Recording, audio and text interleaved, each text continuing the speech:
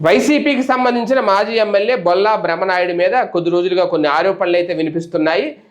మోసం చేసి ఆయన అక్రమంగా తమ భూమి లాక్కున్నారు అనేది, అక్రమంగా రిజిస్ట్రేషన్ చేయించుకున్నారు అనేది ఒక సైనికుడు చేసిన ఆరోపణ. ఇప్పుడు తాజాగా ఆయన ఒక వీడియో రిలీజ్ చేశారు. ఆ వీడియోలో ఆయన అన్న పాయింట్లు చూస్తే ఈ మాజీ ఎమ్మెల్యే బొల్లా ఎవరైతే ఉన్నారో ఆయన, బొల్లా బ్రహ్మనాయుడు ఎవరైతే ఉన్నారో ఆయన మోసం చేశాడా వ్యాపారం చేశాడా అనేది ఇక్కడ కీలకమైన డౌట్. మోసం చేసి వ్యాపారం చేశారా అనేది కూడా ఒక కోణంలో ఆలోచించారు, తప్పేం లేదు. ఇక్కడ ఇప్పుడు ఇందులో ఎవరిని సమర్థించాల్సిన అవసరం కానీ వెనకేసుకు రావాల్సిన అవసరం కానీ లేదు. కానీ ఆయన అన్న వీడియోని బట్టి చూస్తే గనక ఆయన మాట్లాడింది ఏంటి అంటే, పల్నాడు జిల్లా Vinukondapatnam Vellaturu road survey number 222/1లో పీర్ అహ్మద్దు, వీరిశెట్టి యోగిరాములు వీళ్ళిద్దరికీ వారసత్వంగా సంక్రమించిన 4.90 ఎకరాల భూమిని 2010లో మిత్రులతో కలిసి కొనేందుకు ఒప్పంద పత్రాలు రాయించుకున్నారు. ఇక్కడ క్లియర్గా ఆలోచించాలి. ఈయన చెప్పిన మాటే. ఒప్పంద పత్రం అంటే ఏంటి? ముందు జరిగే అగ్రిమెంట్ అంతే. ఆ ఒప్పంద పత్రం రాయించుకున్నంత మాత్రాన అది కొనేసుకున్నట్టు కాదు. ఇప్పుడు మనం కూడా ఏదైనా ఒక 100 గజాలు కొనాలన్నా, ఒక ఇల్లు కొనాలన్నా ముందు ఒక అగ్రిమెంట్ రాసుకుంటాం. ఎంత సొమ్ముకి మేము అగ్రిమెంట్ రాసుకున్నాం, ముందు అడ్వాన్స్గా ఎంత ఇచ్చాం, మిగిలింది త్వరలో తీసుకుంటాం అనేది. చివరి నిమిషంలో ఆ డేట్ అయిపోతే అగ్రిమెంట్ క్యాన్సిల్ అవ్వచ్చు, ఒప్పంద పత్రం లేదు, ఎవరైనా విత్డ్రా అవ్వచ్చు, ఇచ్చిన అడ్వాన్స్ వదులుకొని కూడా మాకు నచ్చలేదు భూమి అని వెళ్ళిపోవచ్చు. అంతే కదా అగ్రిమెంట్ అంటే. నాకు తెలిసి ఇక్కడ వీళ్ళు రాయించుకున్నది 4.90 ఎకరాల భూమిని 2010లో మిత్రులతో కలిసి కొనేందుకు ఒప్పంద పత్రాలు రాయించుకున్నారు. అయితే రాయించుకున్న తర్వాత 2011లో అందులో సగం భూమి అంటే 4.90 ఎకరాల్లో సగం భూమి అంటే 2.45 ఎకరాలను పీర్ అహ్మద్ కుటుంబ సభ్యులు ఈయన పేరు మీద రిజిస్ట్రేషన్ చేసేశారు.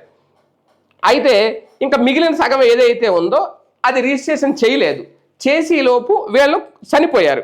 ఎవరు అమ్మాల్సిన మొత్తం కొంతమంది పేరు మీద ఉంది కదా, ఈ పీరు అహ్మద్ కుటుంబం మీద ఉన్న వాళ్ళు రాసేశారు, మిగిలిన వాళ్ళు రాయాల్సిన వాళ్ళు చనిపోయారు. అయితే ఈ ఎమ్మెల్యే, మాజీ ఎమ్మెల్యే, అప్పుడు వైసీపీ ఎమ్మెల్యే ఎవరైతే ఉన్నారో బొల్లా బ్రహ్మనాయుడు తన బంధువు బొల్లా రమేష్తో ఆ మిగిలిన భూమి కొనుగోలు చేశాడట. అంతే తప్ప అక్కడ అక్రమంగా వీళ్ళు కొనుగోలు చేసిన భూమిని వాళ్ళు లాక్కోలేదు. ఇక్కడ పాయింట్ అది.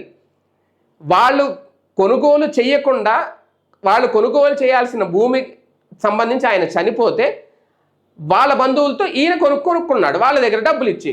ఆ పని అయితే వీళ్ళే చేసి అయిపోయి ఉండేది కదా. ఇక్కడ బొల్లా బ్రహ్మనాయుడు కొనుగోలు చేశాడట. అయితే ఇక్కడ బొల్లా రమేష్ అనే వ్యక్తితో కొనుగోలు చేశారు. ఇది తెలిసినప్పుడు లేదు, మేము ఒప్పందం చేసుకున్నాం కదా, మా భూమి మీరు ఎలా తీసుకుంటారు, ఇది న్యాయం కాదు అనేది అప్పుడు వాళ్ళ మీద కేసు పెట్టారట. ఓకే, అప్పుడు ఆయన ఎమ్మెల్యేగా ఉన్నాడు కాబట్టి ఆ కేసు పట్టించుకోలేదు, అది ఇదని చివరికి గత్యంతరం లేక ఇచ్చిన బయానా సొమ్ము తీసుకొని ఒప్పంద పత్రాన్ని వాళ్ళకి ఇచ్చేశారు. అంటే వీళ్ళు రాసుకున్న అగ్రిమెంట్ క్యాన్సిల్ చేసుకున్నారు. అంటే అప్పటికే సగం భూమి అయితే వీళ్ళ పేరు మీద రిజిస్ట్రేషన్ అయిపోయింది. మిగిలిన సగం భూమి విషయంలో ఇంకా వాళ్ళు డ్రాప్ అయ్యారు. ఎందుకంటే ఎమ్మెల్యే బలం ఉంటుంది కాబట్టి ఇంకేమీ చేయలేరు కాబట్టి. ఓకే, అది దౌర్జన్యపూరితంగా రాయించుకున్నారని అనుకోవాలా, లేదంటే ఈయన వ్యాపారం కోణంలో ఓకే ఆ భూమి వాల్యూ అలా ఉంటుందేమో, మరి ఈ భూమి కోసం తీసుకున్నారని అనుకోవాలా. అక్కడైతే జరిగిపోయింది. ఇప్పుడు దాని మీద అంతేకాకుండా వీళ్ళకి రాసిన రిజిస్ట్రేషన్ అయిన దాంట్లో కూడా వాళ్ళ భూమి కొంత కలిసింది అంటూ దాన్ని తిరిగి ఇచ్చేయాలని కూడా ఒత్తిడి తీసుకొచ్చారు అనేది ఇప్పుడు. అంటే అక్కడ సరిహద్దులు కొంచెం అటు ఇటు ఉంటాయి కాబట్టి ఇప్పుడు ఆ ఇష్యూస్ ఎక్కువ జరుగుతున్నాయి. దాని మీద ఇప్పుడు రీసర్వేలు కూడా జరుగుతున్నాయి. చాలా మంది భూములు అలాగా పక్క వాళ్ళ దాంట్లో కలిసిపోతున్నాయి. అది రీసర్వేలు చేస్తున్నప్పుడు చాలా మంది ఒక్కొక్క సెంటు భూమిని కూడా వదులుకోవాల్సి వస్తుందట. అది నిజంగా రియాలిటీగా జరుగుతోంది. నాకు తెలిసిన వాళ్ళే 2-3 జరిగినాయి అలాగా. సో ఇక్కడ ఇది అంటే ఇందులో అక్రమం జరిగిందా, బలవంతంగా లాగేసుకున్నారా అనేది లేదు అక్కడ. కాకపోతే వీళ్ళు కొనుక్కోవాలి అనుకున్నారు, అగ్రిమెంట్ రాసుకున్నారు, ఆ వ్యక్తులు చనిపోవడంతో వాళ్ళ బంధువులతో మాట్లాడి డబ్బులు ఇచ్చి ఆయన కొనుక్కున్నాడు. అది విషయం. ఇక్కడ మోసం జరిగిందా, ఆయన తెలివిగా వ్యాపారం చేసుకున్నాడా అప్పుడు పలుకుబడిని ఉపయోగించి, ఇది చర్చ.